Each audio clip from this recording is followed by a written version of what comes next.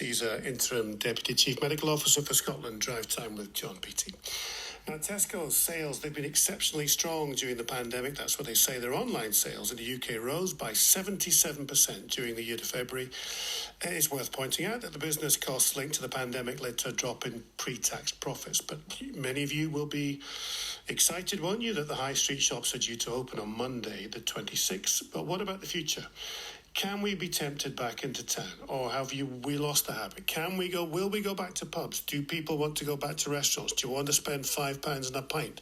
Do you want to spend 18 quid on a bottle of wine? Let's talk to retail and financial journalist Louise Cooper and online marketing expert Finn Wycherley. So Louise Cooper, trends, has this changed forever, do you think? It's really interesting. If you read the Tesco results statement, Tesco is a £54 billion a year business, right? They've got an awful lot more data on this than I have, and they just don't know. I mean, they talk about trading conditions remaining highly volatile. They're talking about much larger uncertainty about sales volumes, about the mix and the channel. I mean, they just do not know. I mean, the reason why Tesco had a stonking year is what they call in-home consumption. If you're not going to work to the staff canteen, if you're not going to Pret-a-Manger, if you're not going to school and getting your lunch at school, then clearly you're eating more at home. So that's really how Tesco has benefited this year.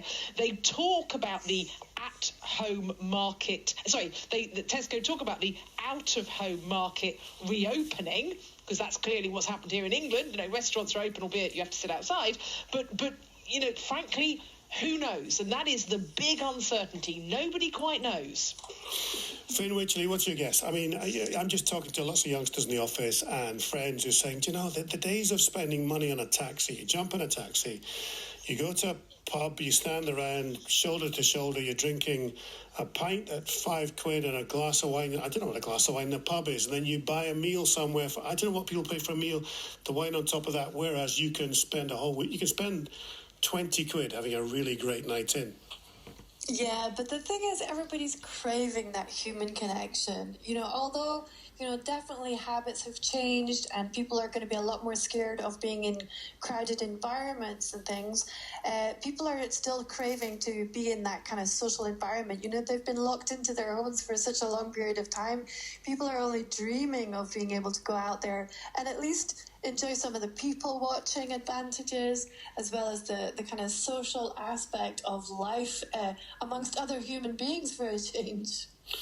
I'm just wondering if Scott's some more canny. I'm going to ask the audience. 80295 is the text. Are you all, when you're allowed, you're going to jump into pubs and restaurants? Do let me know. Louise Cooper,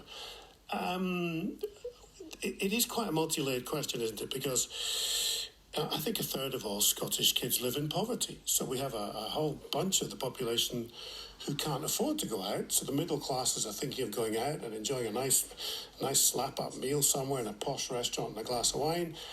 Whereas we've got to accept there's a broad spectrum of our world that they can't afford to do that. So their lives probably won't change too much. So this is about the growing, that COVID has just been appallingly bad for income equality across the nation. And while, people who've been in professional jobs have been able to work from home and continued to earn a load of money and not being able to spend, and they've accumulated vast amounts of savings. And I can't remember what the figure is. Oh, yeah, the Bank of England figure is something like 150 billion, I think is the number. Absolutely enormous. So this is people just not spending money, they've saved the cash. Yeah, I mean, you sort of can't. We're spending it on the house, frankly.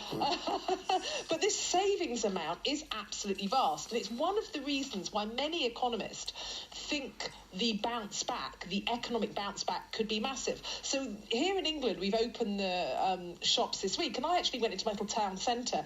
And I have to say, I was quite excited to go into a shop and to be surrounded by people. It just felt really normal. I'm having my hair done tomorrow night, and I'm going out. Somebody's invited me out for like sitting in a pub. I mean, hopefully it's not snowing, but sitting in a pub with a couple of other mummies tomorrow night. And I'm beside myself with excitement that I actually might get out the house. So I have to say, from my perspective, it's really been quite exciting to get out and see a face other than my husband, the cats, and my 2 children. Oh, he'll love you.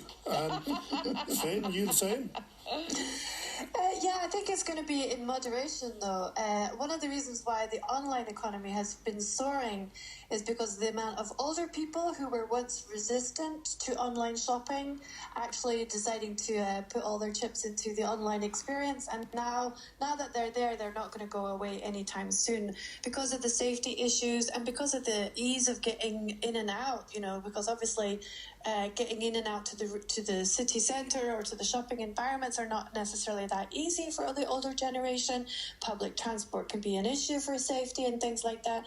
So we really are going to be seeing a much bigger amount of people continuing to do the online shopping experience through even augmented reality, which is becoming you can try it on virtually. Oh, your line's just breaking up there. We need to get you back. We'll get you back on to talk about augmented reality. Sorry, the line's just breaking up there. Finn Wycherley and Louise Cooper. And I just wonder if all of you are just desperate to get back out, or is there something that says, let's stay in?